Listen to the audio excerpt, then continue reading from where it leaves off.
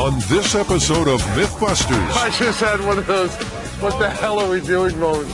It's Buster versus Gravity as we put his new body to the test.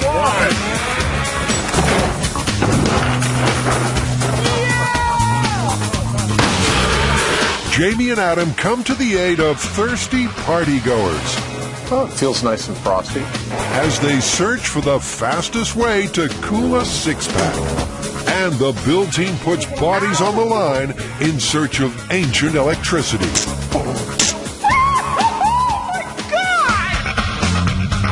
Who are the Mythbusters?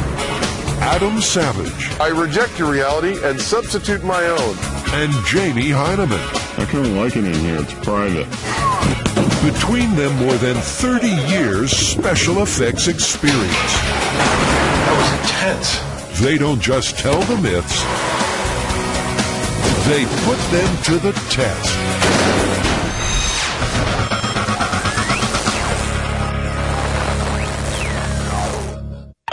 It's a nightmare on Easy Street. Tailgate party, thirsty people, warm beer. 62 degrees. What is the fastest way to cool a six-pack?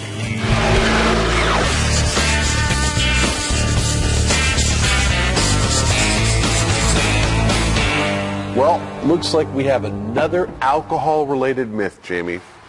Does this mean we have to get drunk in the morning again? I don't think we have to, but, you know, maybe we can. This myth actually came to us off the Discovery website. A fan wrote in saying he had heard that in Vietnam, when they were out in the field and had a warm six-pack that they needed to cool down, they would bury it in the sand, pour a quart of gasoline over it, set the gasoline on fire, and somehow the six-pack, when they dug it up, would be nice and cold. Well, it sounds like a fun one for us to test. Oh yeah, I mean, there's nothing more patriotic than gasoline and beer. Chilling beer. Clearly, the Mythbusters will have to research this one thoroughly. What they need is a field trip. Jamie, I've got the perfect place for us to experiment with beer, right here, Connecticut Yankee. They have beer here? They have lots of beer. Inside, the Mythbusters Beer Oracle. His name is Fritzy. So Fritz, have you heard the myth about being able to chill a six-pack of beer by pouring gasoline over the top of beer that's buried in sand? And setting it on fire. No, You haven't heard that one, huh? no, What do you think? Would it work? no. Well, Fritz, what's the ideal temperature for a beer? 38 degrees probably, 38? I'm thinking, yeah. Okay. 38 golden degrees. Jamie and Adam could spend hours soaking in Fritzy's wisdom. Instead, they'll attempt to cool a six-pack to 38 degrees by setting it on fire. We've got our sample beach here, and we've got our sample six-pack. We're going to crack a beer open, see what its temperature is. Then we're going to put it in the sand, pour a quart of gas over it, set it on fire. Immediately after the fire goes out, we're going to pull out a beer, measure the temperature again, and see if there was any drop in the temperature. The theory is that in the same way evaporating water sucks heat out of its surroundings, the burning gas will suck lots of heat out of the beer. It's 65.4 degrees. We want to bring it down to somewhere around 40 degrees or slightly under that. All right, standing by the gasoline? Or is it right here? Yep. Yeah, I wouldn't want to put more than a quart in there. Okay. All right, light it. 5, 4, 3, 2, 1. Oh, that's spectacular. This thermometer we have under here is actually measuring the temperature of the sand about where the beer is. It's now at 66 degrees. It's gone down about a quarter of a degree since the fire started.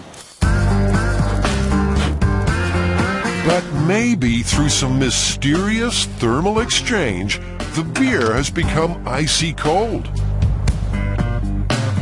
68 degrees, so it has warmed it up. Or maybe not. So this technique yielded a warm, gasoline-soaked, sandy beer. This is pretty much the very last thing I want to bring near my lips at the beach. So the gas fire cooled six-pack myth is busted. But maybe there's a better way. I bet there's some really nifty ways of chilling down a beer really quickly.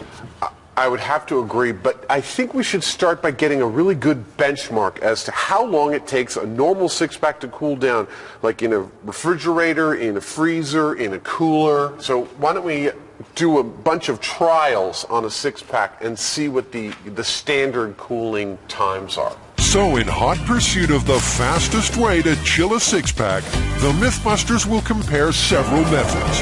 The fridge and freezer, of course, and some more party-friendly options. Coolers with ice, ice and water, and ice, water, and salt. Let me see if I can tell the difference between these two. Adding salt melts ice and lowers the water's freezing point. Yeah, I gotta say this one is more painful. So you get much colder water. Wow, the difference is really clear. The ice and water is 33 degrees. The ice, water, and salt is 24 degrees. Well, I'll be darned. Chemistry at work. Let's see what a baseline room temperature of beer is.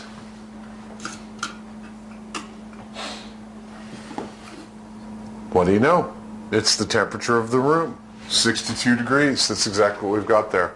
They'll time when each method reaches drinking temperature of between 37 and 40 degrees, checking the beer's temperature every 5 minutes, in much the same way a thirsty partygoer might. 38 seconds. Okay. Waiting another 4 minutes and 20 seconds. Which gives them just enough time to try a less conventional method.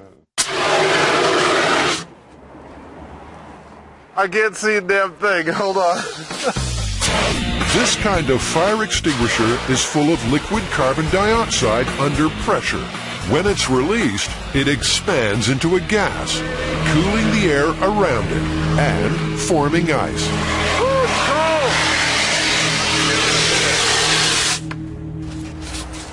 All right, so it's been about 2-3 minutes here. Let's see how much it cooled this beer down. Oh, it feels nice and frosty.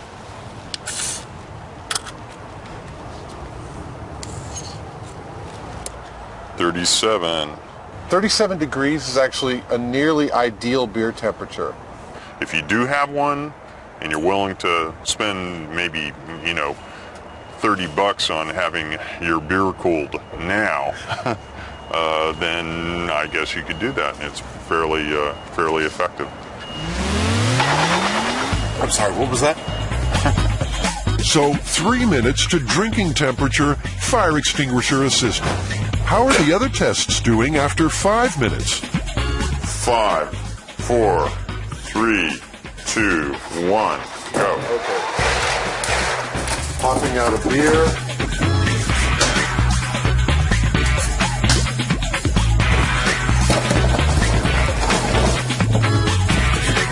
Wow. What? Salt water, 35.9 degrees. Wow! Salt water's done. Yeah. 30, wait. The regular ice water, 44 degrees. Okay. And regular ice, 57 degrees. 4. How much? Cooler with ice, 57? Yeah. The freezer and fridge are at 55 and 60 degrees. So, partygoers, if you've only got 5 minutes, salt water and ice is the answer.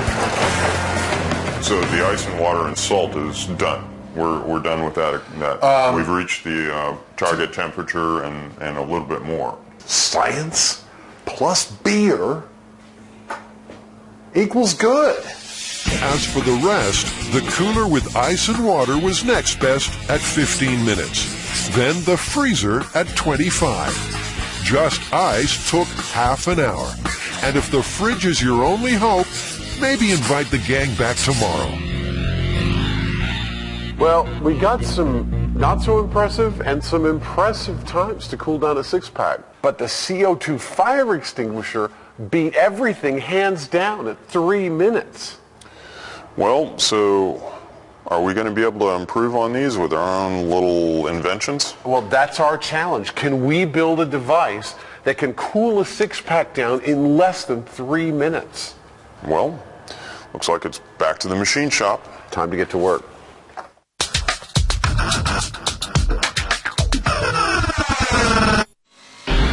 The Mythbusters build team is on the trail of a mystery. A strange battery-like jar that dates back 2,000 years. Could it be true? Was there ancient electricity? Wait a minute, we have... Fried our...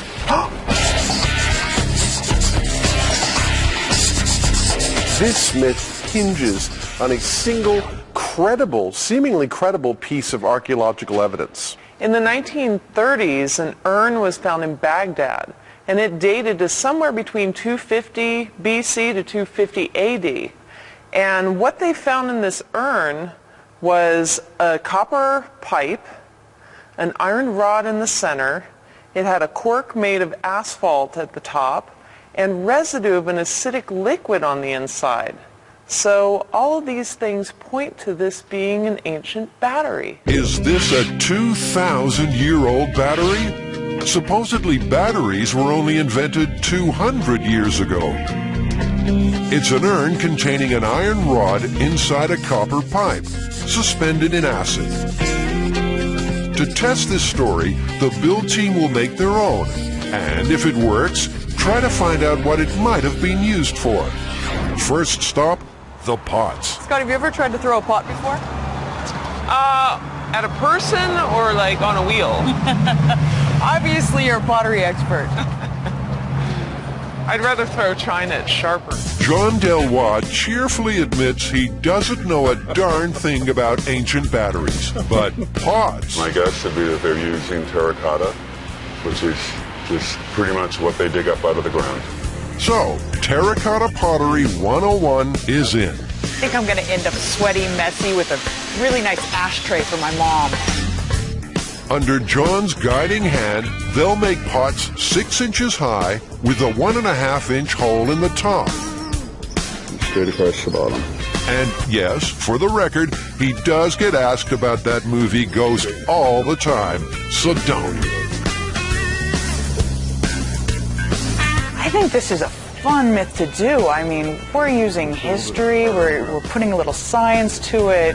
In the end, 10 terracotta pots get made. Look at my pot! Now, to turn them into batteries. Remember, there was an iron bar and a copper tube inside the pots. And that matters because different metals have different electrical properties. First, we have 2 different kinds of metals here. Zinc, and this would be copper. And they work as electrodes, and the lemon works as an electrolyte. So, let's use our little voltmeter and see if we can get some sort of charge out of this lemon. This is a classic school science experiment. The acidic lemon juice is stripping electrons off the copper, and they're flowing to the zinc, creating an electric current. It looks like we're getting almost a volt out of just this lemon. The problem is, Baghdad Battery said that they used iron and copper, so I'm going to see if you can possibly get a charge with these 2 metals. Well, it's substantially less. You get about 1/3 of the volts you can get with zinc as you can get with iron. So the iron-powered battery makes a lemon look good. The results are similar with other possible ancient acids like grape juice and vinegar. From the grape juice, we are getting 0.89. But ever the optimists, the build team goes into mass construction mode.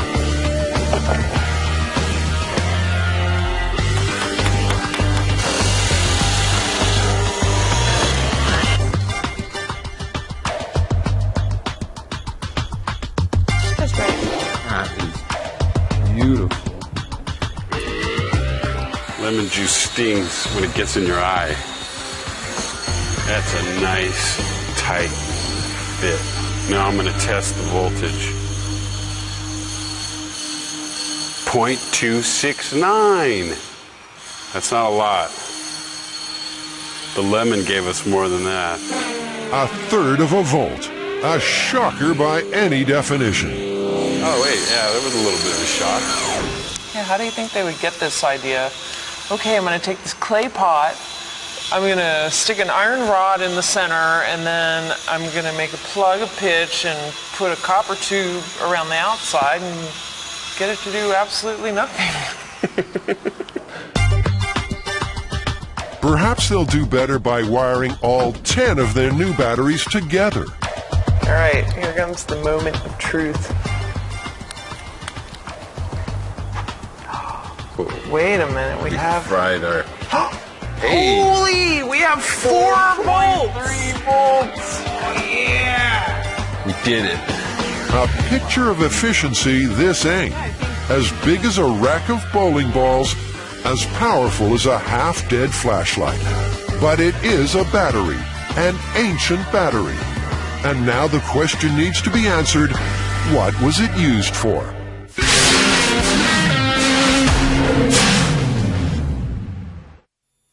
The Mythbusters are turning their collective brain power to the needs of the party-going public. Can they make a machine to chill a six-pack in under 3 minutes?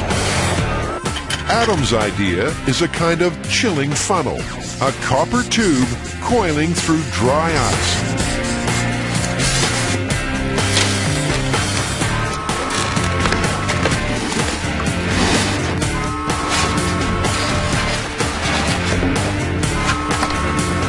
Pour the beer in here, we'll have a funnel here, and it'll go through the coil and come out here, hopefully, the perfect temperature. Jamie, meanwhile, is taking a different approach. By heating up a metal sheet, It's much softer. he's able to bend it around into a tight coil. It's not real neat, but there's a lot of surface area in there, and so what I'm intending to do is first dip this into liquid nitrogen and then into the beer. It's called a heat sink. The super-cooled metal will be dipped into the beer, drawing out the heat, and hopefully leaving it perfectly chilled. Look at that. You didn't shake these up, did you? No, Okay, I good. promise. Thank you. Didn't. No, I swear. Now I know you won't believe me. I had to goof the camera. That's cool. How did you do that? I know you don't necessarily appreciate the competition thing, but I have to say, it's never not entertaining to me to see how different the solutions you and I can come up with are. I mean, it's always really fascinating. What will be fascinating is seeing if either of these ideas actually work. The sound of metal.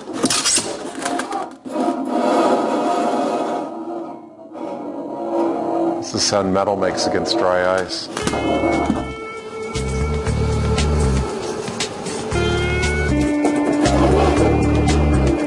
I've got a room temperature beer. I've got an empty glass, which I'm going to put under here. And I got to attach my funnel. Timing now. So warm beer goes in here and should come out cold here. Interesting.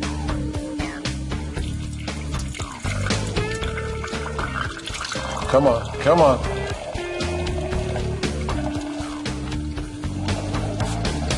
All right, well, I see that the first problem I have is actually I got the beer too cold. My coil is so cold, I can tell that it's probably freezing the beer on its way down, which is why it doesn't just immediately start pouring out. Now that is one cold beer. It's at 32 degrees. I mean, it's ice, ice, cold, baby. Well, I've finished my beer chiller, even put a handle on it so I won't chill my hands. And the idea is that this will get dipped into either liquid nitrogen or some other substance that will cool it down. Then I'll dip this in a beer. Liquid nitrogen, the bartender's friend. Its temperature is a brisk minus 320 degrees Fahrenheit. Okay. Ooh, everything's creaking.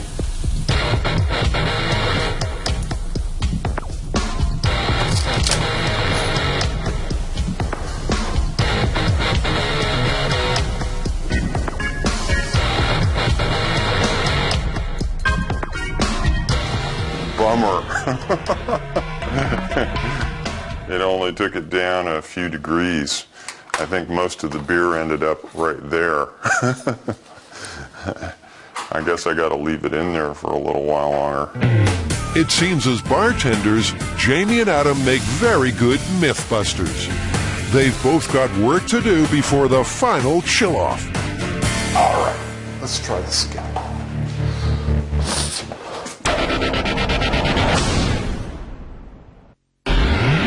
The build team has made its ancient batteries.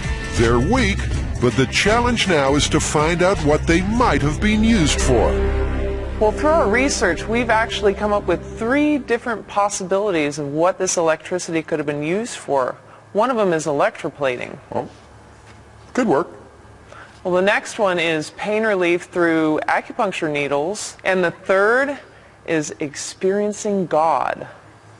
Well, that one sounds the most likely to me. I mean, you've got this weird stuff that's, look what happens, you know, it can give you a shock. They're not going to understand where it's from, and so put it to some religious use. Clearly, there was some serious head-scratching going on in the research department.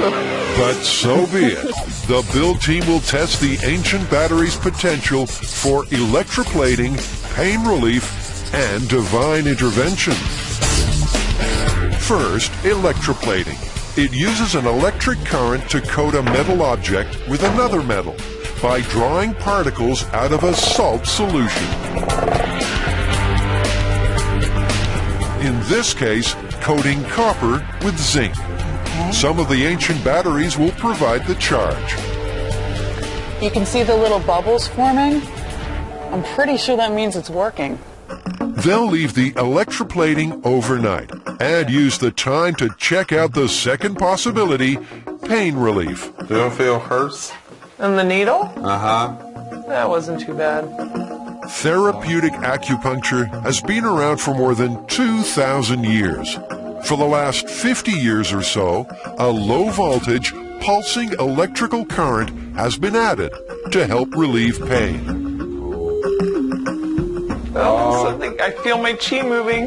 Yeah. My chi is moving. So, used correctly, electricity does seem to offer pain relief.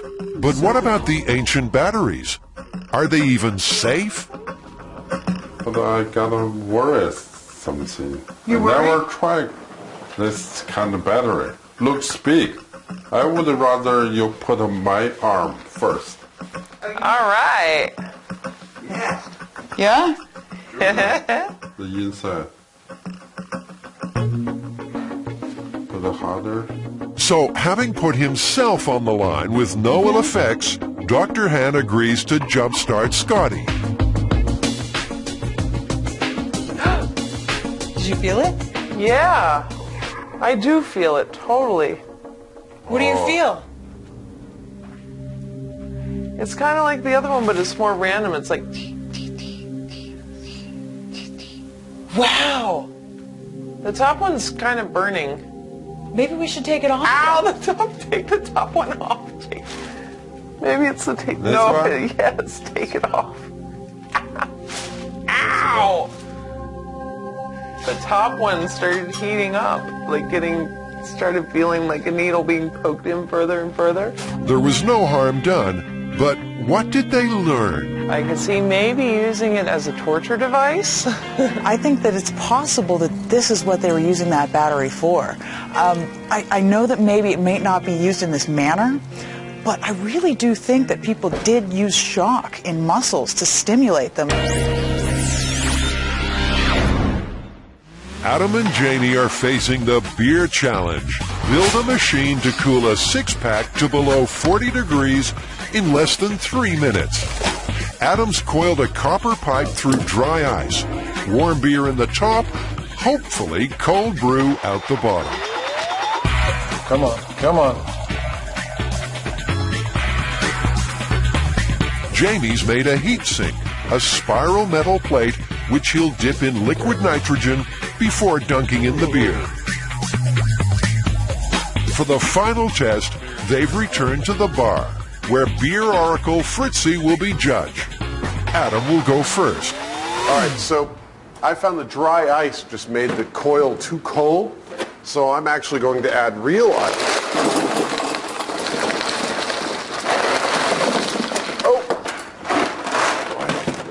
And add some real ice around the coil and some salt. This thing's going to leak all over the bar, and it already is. 3, 2, 1, go.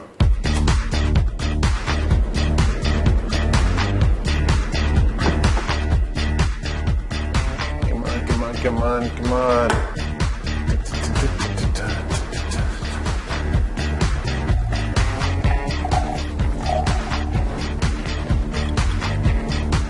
30 seconds. 30 seconds.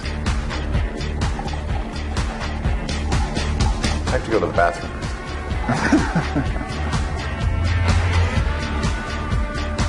All right, there we go. Testing the temperature. It's still flowing. Oh, man. My ice only got it to 46 degrees. That won't cut it.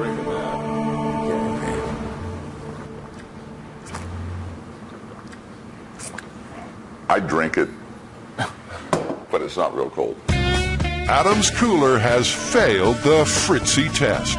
Well over a minute for one can, and the beer was 10 degrees too warm. Now it's Jamie's turn. You ready for the liquid nitrogen? Yes, I am. If you'll grab one side, I'll do the tip. I like that rig, but it's kind of spooky. Let's see what it does to a beer. In 3, 2, 1, go. Oh, yeah!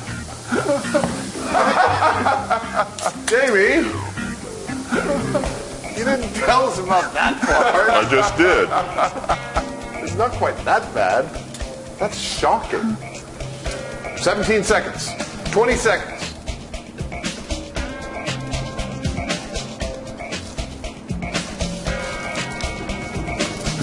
Did you just freeze the whole beer?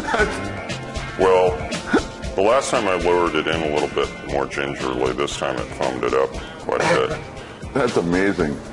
So you're ending up with a perfectly cooled 1/3 of a beer. There you go.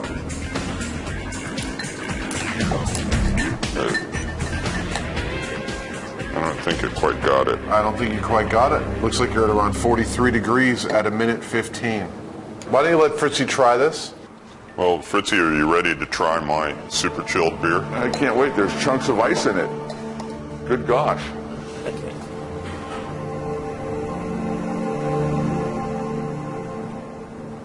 Big stick, no love. It's not real warm. I mean, it's not real cold. Colder than that one, though. Much as I don't mind having an excuse to have a beer in the morning, I'm actually a little disappointed with us in this one. This is one of the very first times we've actually failed at building a device that performed up to our expectations. Yeah, well, we did come up with the CO2 fire extinguisher approach, and that worked better than anything by far. I'll give us that, but for the record, burying a six-pack, pouring gasoline on it, and setting it on fire? Yep, totally busted. It's a bad idea, it's dangerous, it pollutes. Not the way to chill your beer. The Mythbusters are fulfilling a promise. They made it to Cadillac Bend way back when he donated Earl the caddy to the show. You saw us on TV and you figured, I'll take it to them. They'll blow it up. I was hoping, yeah. We will do our best. They tried by shooting Earl's gas tank. No luck. And now Jamie has a hankering. Well, I've destroyed a few cars in my day, but I have never dropped one from the top of a very tall crane. So Jamie's got an itch, but there's a hitch. They want Buster along for the ride. And frankly, he's not up to the challenge. Before Earl gets dropped, the Mythbusters have a mission. I think it's time we rebuild him from the ground up. Well, you know, I wouldn't have necessarily thought it was possible when we started the season with him, but after having gone inside his mechanics so many times to rebuild them, I feel like we could build him a completely new skeleton and completely new body. Crash test dummies are designed for impacts up to 80 Gs. Buster's taken 5 times that. Buster 2.0 will be tougher and easier to repair. There was a sneak preview in the Buster special, but now the nuts and bolts of his rebuild.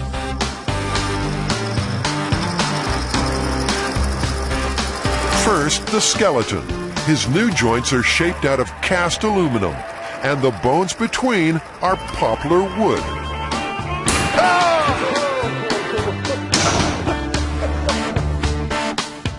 Turns out that breaks at a similar pressure to human bones, so when Earl hits the deck, they'll know what really would have broken in a person.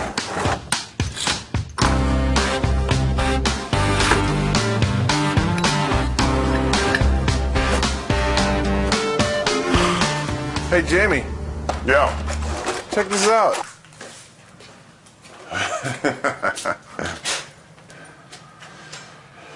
Well, That's not bad for 2 days' work. yeah, and it's actually quite beautiful, I think. The key things that make this Buster better are that he's constructed almost entirely out of blocks of aluminum that are really quite massive, and so they're going to be very strong. They'll take a good impact without breaking or jamming. All of the components are loose-fitting, again, so that on impact or anything like that, that they won't jam. And then lastly, it's all made so that anything that does get broken or messed up, we can get to it really quickly and easily, make another part without any, fussing. Well, what's next? Well, Flesh? I think it's time to figure out what kind of actual flesh body to put on him. Well, I know of a really tough silicon rubber. It's called dragon skin. And so when it comes to silicon rubber, I'm your guy. I think we can take care of that pretty easily. We only have a couple of days, so I'm thinking actually foam carvings, vacuum molds, knock them all out in one big pour. It's a lot of silicone, but I think we can do it. So to put meat on Buster's new bones, first Adam will make foam carvings of each body part. They'll use those to make plastic molds and fill them with silicon rubber.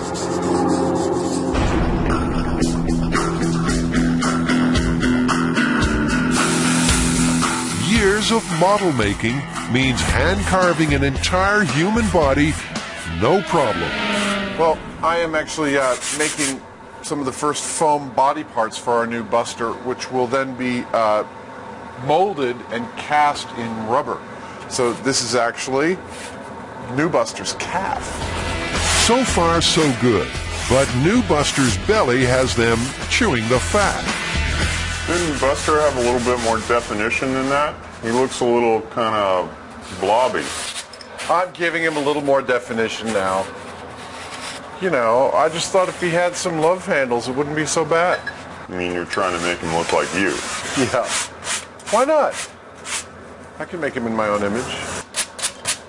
Now I'm going off the Jamie model. The Greek god. A Greek god? There's a form worth preserving in plastic. Yeah, what's going to happen here is we're going to melt this plastic right above my head. We're going to heat it up until it's really flippy-floppy like a piece of cloth. Then we are going to lower it down over these forms, turn on a vacuum under this table. It's called vacuum forming. And the plastic will cool down and take the shape of these forms, which will then become our molds. Look at that! Adam quite likes this part. Oh, that's beautiful. Oh, that's beautiful. Nice. Mold making's done. Now, enter the dragon skin. Looks like we're making crash test dummy custard. Are we making the world's largest Jell-O dummy here? No, this is a mix of polyorganosiloxanes and amorphous silica. That doesn't sound very appetizing. No, it'd be a little tough and chewy, I think. This stuff is tough. When it sets, it'll be able to withstand almost any impact and won't burn, even under a blowtorch. Buster will be one tough, pink hombre. I don't like the pink. It's a little creepy. Yeah, it's a little creepy, but so is what we do to Buster. Maybe you'll get a suntan after a while. So this is the last bit of rubber going into new Buster's chest right now. And we should be pulling him out of his molds later on today, if we're lucky.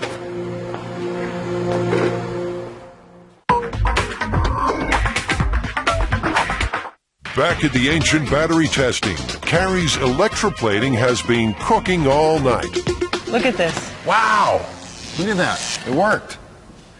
I can't believe this. Baghdad batteries completely electroplated our medallion. That is cool. Well, this actually proves something for us right here.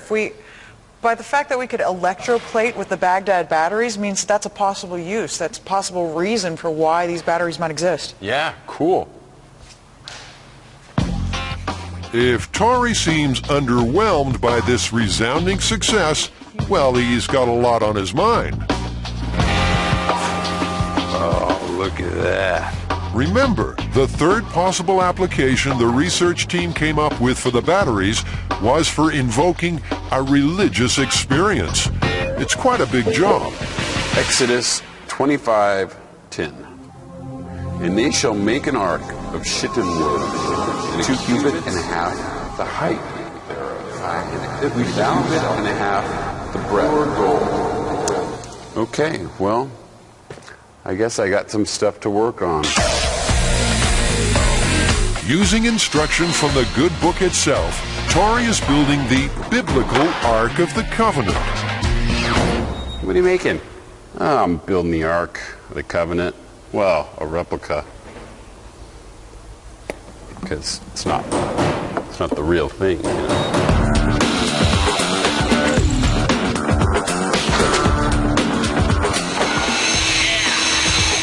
But the fun hasn't even started yet. On top will be 2 golden angels, which are Carrie's domain.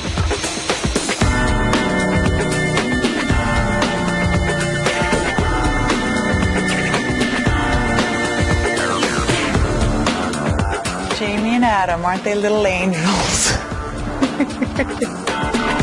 The ark is painted gold, the angels covered in gold leaf. They plan to connect the batteries and shock an unsuspecting victim. But it takes 100 volts to produce a noticeable zap. They just don't have enough juice. All right, so basically, those Baghdad batteries aren't going to give us the voltage that we need to shock Adam. So what I'm going to do is I'm going to hook up the red snapper. It's the cattle prodding, the cattle electrified fence device. We used this, earlier. I'm going to hook this up to the angels, and hopefully this will give us a shock that we need. They used this same gadget for the third rail revisit. Oh, there we go. I got a shot. It was nothing. It was nothing. It seemed harmless enough then. Okay, let me try. We want a really decent shock. We want Adam's hair to stand up on it. But his hair is so short.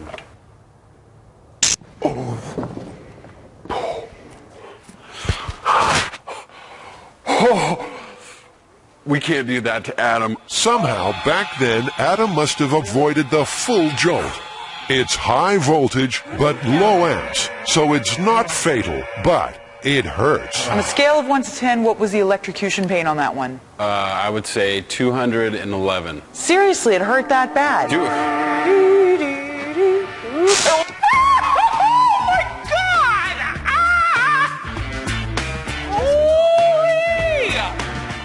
I feel like I just got punched in the chest. There is no way we're doing this to Adam. That was unbelievable. The final test is a dilemma. The ancient batteries are too weak to invoke a religious experience. But in good conscience, can they use the painful fence shocker on an unsuspecting Adam? I'm going to leave it up to you. I say we leave it. This decision is entirely in Carrie's hands.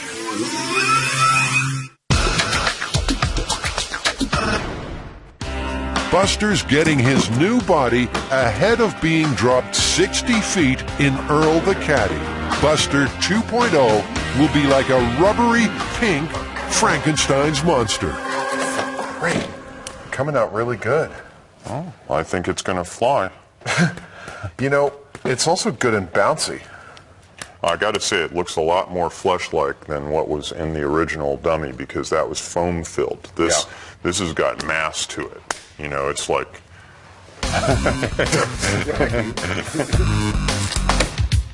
This is Buster's new back. The old Buster had most of his weight in his frame. We've put a good portion of his weight back into his flesh. So this is a good probably 12 or 13 pounds of rubber here. And that's going to sit right on there like that. For easy removal and repair, each body part is molded in two halves. They're glued together on one side like a clamp, then secured around the limb with plastic ties.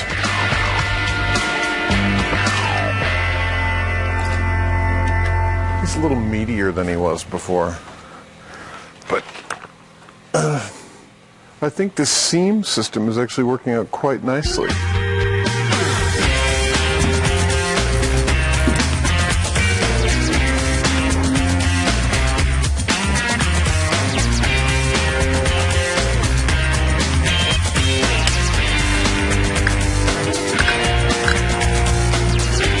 Got good mobility. He does. It's very realistic. Appendectomy. I still feel really bad that we haven't had time to fix his face. You still don't get it, do you? Get what? He's Buster. This is the throughput from old Buster to new Buster. Yeah, this is all we're going to see. We just put all this work into this thing, and you'll never know it. And all you will know is that he looks like some kind of a burn victim. They will know because they're filming it right now. Well, I thought it would be nice to have the real face on it. Yeah, but we are going to replace this. No, we're not. Yes, we are. No, we're not. Well, it looks like crap. If that's what makes you happy, then I don't care. Lived in face and all, Buster 2.0 is done. He's more durable, more repairable. And like a conventional crash test dummy, his height and weight are representative of 95% of American men. He's got really big biceps.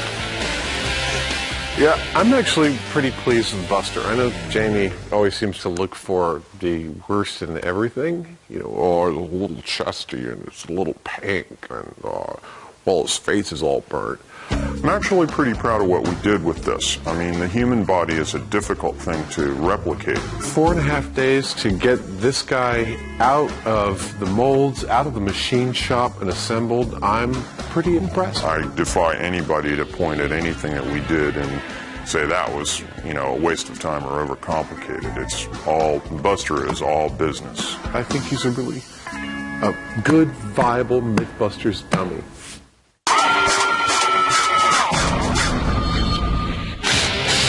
The final test for the ancient battery is a little left field.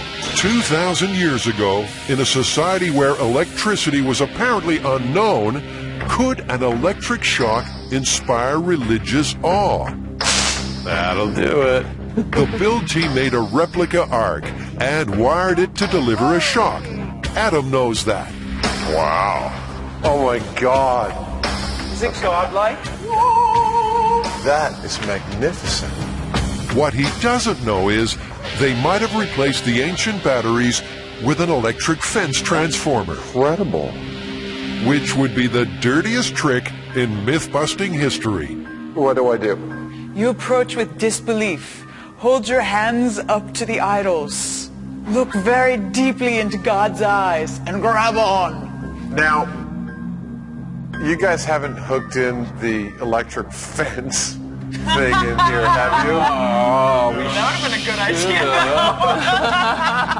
All right. You should be on our team. I'm reasonably convinced you haven't. Is it ready to go? Well, Go ahead. Okay. Did I just grab anywhere? I guess. I don't know. I mean, it like doesn't. Oh! Do you feel God? You did hook up the real thing. Yeah. Jesus Christ. Messing with electricity is dangerous at the best of times. And that shock hurts. Are you all right? Yeah. Bigger Oh. than you expected. Did you get the kick in the chest? Yeah, and the head and the entire body. That was 10,000 volts through my heart. The build team has shown the ancient batteries do create a charge that can electroplate and potentially be used for pain relief. But promoting a fear of God by using the electric fence transformer, they really only produced a fear of Adam.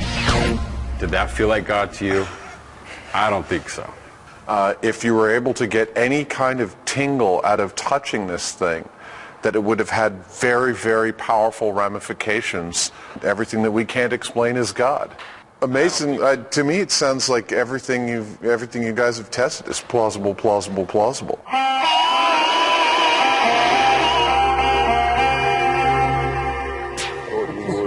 We're really, really, really, really sorry.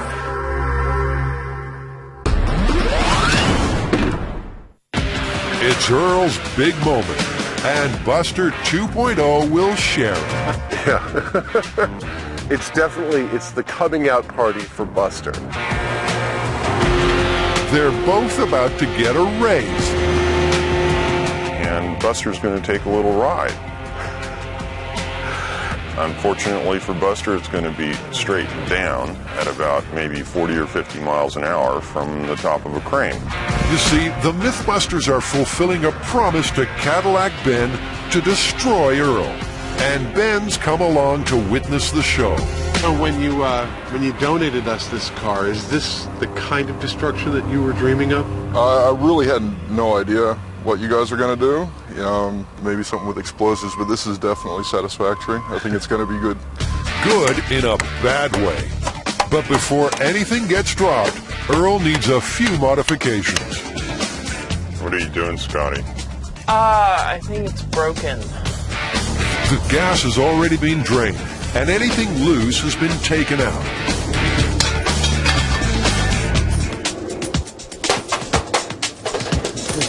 Don't mind me. They'll use a chain to connect Earl to the crane. Gold chains, matte black Cadillac. Bling, bling. That chain has to be passed through the back seat. But wouldn't you know it, the windows won't wind down. What to do? What do you got, Scotty? Well, I have ceramic from a spark plug, and what I've heard is that if you take a piece of broken ceramic and pelt it at a car window, it'll shatter. Really? Like magic. I've heard that. Seems unlikely, though, doesn't it? Seems unlikely, but I don't know. Let's find out. Watch your eyes. Oh, now you think it's gonna work? No, Yep, that was on the paint.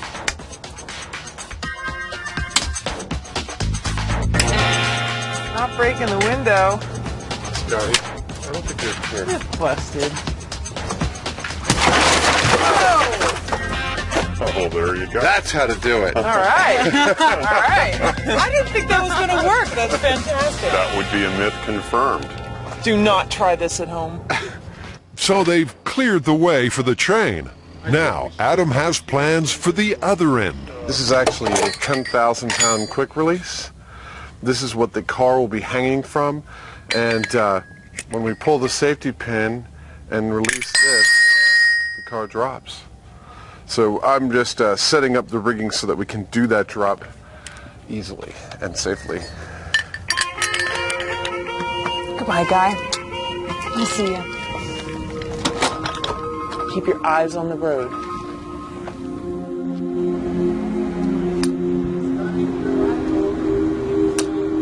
You're on.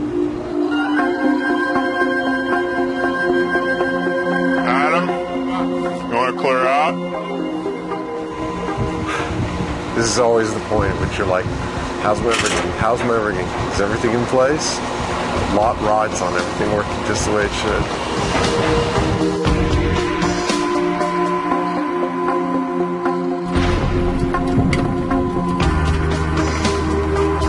Buster and Earl are airborne, but this is tricky and dangerous.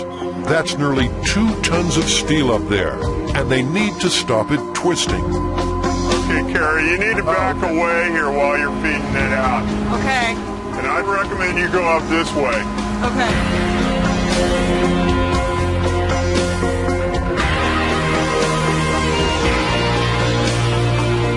Okay, stop! This is the coolest thing I've ever seen. This is terrifying.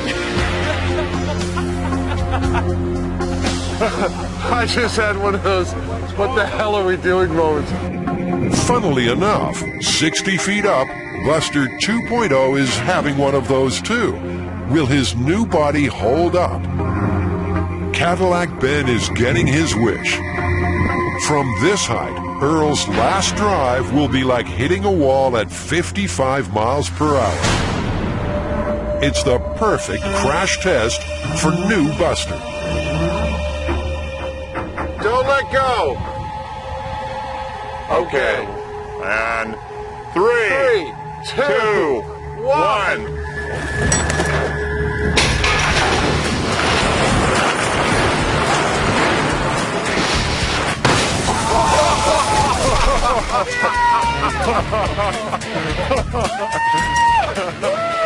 Man, that was cool!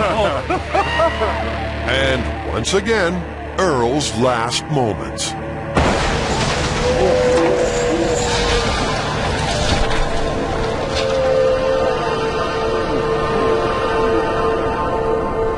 Wow! Fantastic. Oh my God! Oh, look at that! I'm not sure Buster's gonna be so. I've never seen anything like that. That's flat as a pancake on the front of the car. Earl is clearly no more. But how did Buster's brand new body cope with the ultimate crash test? You can see Buster from this side. He looks really uncomfortable. Yeah, his head's kind of at an angle. On the high speed, bottom of frame, you can see he lost an arm on impact. Oh man! Yeah, he lost an arm completely. There you go. Getting the rest of Buster out isn't quite so easy.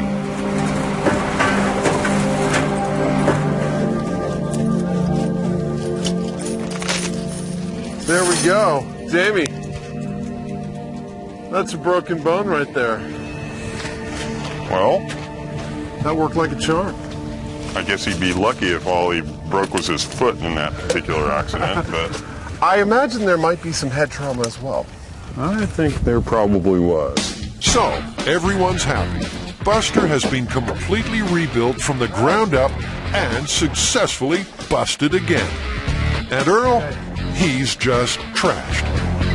So what do you think? Are you satisfied now? It was way better than expected. I'm extremely satisfied. Very satisfying. Well, I think he's passed the car crash test, and he's ready for a lifetime of busting myths. A whole world of pain. Another lifetime. How many lives is Buster going to have anyway? How many episodes are we going to do?